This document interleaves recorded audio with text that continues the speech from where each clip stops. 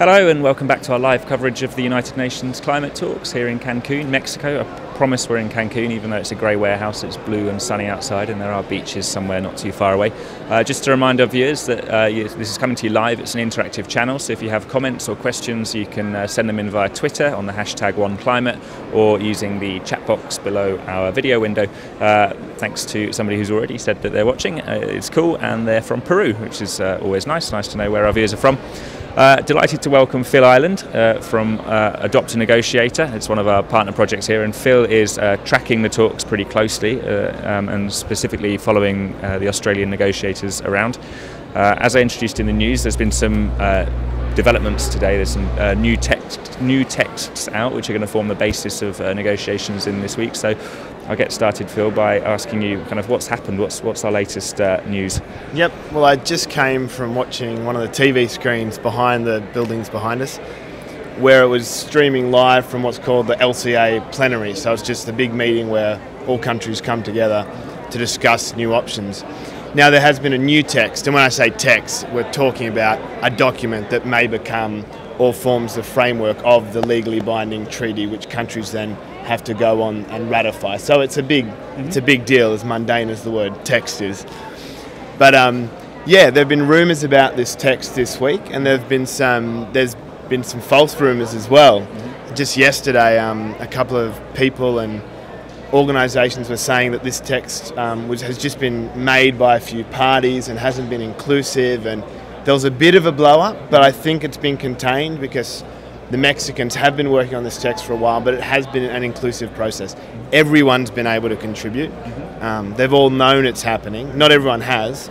So anyway, just 10 minutes ago, the chair of the LCA plenary, the plenary on long-term cooperative action, submitted the text to the parties and has received some initial responses. I had to leave halfway through Australia's response on behalf of the umbrella group, but the G77, which comprises most developing nations and China, seemed tentatively positive about it. They want to look at it over the weekend, and the EU was quite positive. And there's a much more positive vibe here today, actually. We'll see how it goes next week, but I'm in a slightly better mood than yesterday. And this is kind of one of the tracks of the talks where there's some prospects of progress, isn't there? Because the Kyoto Protocol track, which is about committing rich countries to emissions cuts in the shorter term, it seems to be a bit sticky, and there's some difficulties there.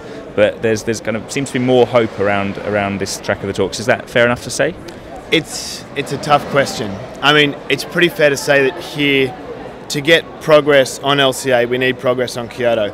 The two paths are going to move together incrementally. It's what they call a balanced package between decisions in the existing Kyoto Protocol and the new agreement, the long-term cooperative action, which includes the US and also captures emissions from some other big emitters. So it's unlikely we'll see progress in one and not the other because they're so interconnected. For example, developing nations want to see developed countries like Australia take on firm commitments under the Kyoto Protocol, and it's called anchoring them. But then also developed countries want to see Kyoto Protocol countries take on some agreements under the LCA text. So it's a bit, I'm not going to move till you move. But we have seen some movement, so it's been great. And we've been mentioning to our viewers in the previous couple of days' coverage about this controversy about Japan. It came out in the first day of the talks and said it wouldn't sign up to a second commitment period of the Kyoto Protocol unless other major emitters also committed to emissions cuts. And so you've said now that the two big tracks of these talks probably will have to move on together. And so the track aiming to get rich countries to commit to short-term emissions reductions, and the track looking for a global solution with all countries involved. So where does Japan's positioning on this, and also Australia and Canada, other countries who seem to be quite reluctant to commit to emissions reductions, even though they're relatively rich and they're responsible for a lot of the pollution that's already in our atmosphere? If they seem to have this relatively hardline stance, what hope is there for some kind of progress in the longer term? It's a great question. There are so many things I want to include in the response. The first one say is that there are a few different groups. The really bad groups on the Kyoto Protocol, to name them, it's Japan, Russia and Canada. Australia actually isn't in that group. There is then the next group that won't do a lot on Kyoto until we get LCA movement, which includes Australia and the EU. But these countries have come out and said they will take binding commitments in a second commitment period, because the first commitment period finishes in 2012 under the Kyoto Protocol. So Japan's announcement is significant. We've been trying to play it down, I suppose, but yeah, it does have significance for the talks in that it sets up a precedent for others to follow, and the fear is that Russia or Canada might come out and declare their non-committal in the second commitment period, but we're hoping they don't. What's important to remember is that Japan's still going to meet its Kyoto targets of 25% reduction below 1990 levels by 2020. They're still a part of the Kyoto Protocol negotiations, because some of that text may move over to the LCA track. So they're still in there, and I think there's hope that Japan can be isolated and come back on board with a second commitment period in the Kyoto Protocol, because that's really what we need. So I suppose hoping they come back on board, because if they don't, it creates some really complex legal questions. And we were chatting to one of your colleagues, Anna Collins, who's the tracker for the UK, also with the Adopt a Negotiator project, and she described the tone of these talks by saying that it was a bit like a film trilogy. You could view Copenhagen, Cancun and Durban next year as a film trilogy, and she said, as with all film trilogies, the middle one's always the one that's a little bit boring and a little bit quiet. Is that how you see it? Is Cancun, the kind of atmosphere here seems a bit quieter, and there's a lot of people trying to dampen expectations before the talk, saying that we won't have a full legal deal, which certainly seems to be the case. So why are these talks significant? Like, chatting to one of the Daily Mail's journalists the other day, he said that he thought it wasn't great, and all these people coming here and saying it wasn't going to achieve much. What's the point in being here at all? Well, I dispute that. I think it will achieve a lot, and it has the capacity to get key decisions in both texts and move us towards a fair, ambitious and binding deal is really important. I mean, we're already making up ground from Copenhagen.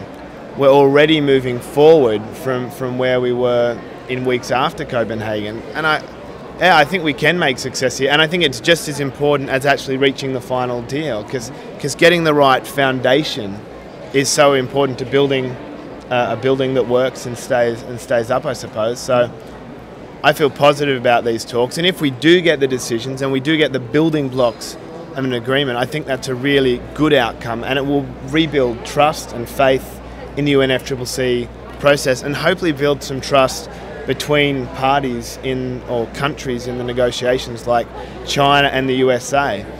I mean, if it builds momentum, I think we can see movement, and I mean, this could be the best episode in the trilogy. I mean, I don't know. We'll see what happens next week. And we've mentioned that you're a blogger for Adopt a Negotiator, and if people want to read your blogs, then they can do so on adoptanegotiator.org.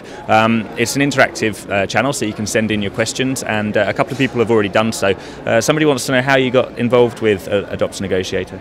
Oh, it's a really great question. It was first through a couple of NGOs in Australia, Oxfam, Tier Australia, World Vision were coming together, and we were thinking of a similar project, and we realised that the GCCA was running... GCCA being? GCCA being the Global Coalition Campaign for Climate Action, which involves a whole range of international partners, like NGOs and Scouts and all of those kind of things. So that's how I got involved, but that's fairly unique. Most of the trackers have just kind of followed the project, and we actually put out a call for applications for new trackers just a couple of months ago, and we had an overwhelming response. It was really encouraging, and we pulled on a few new trackers from that, and people who weren't lucky enough to actually be a part of it are still able to do some guest blogs for us online. And if people are really keen on doing guest blogs, there is an opportunity for that by contacting the contact email on the website.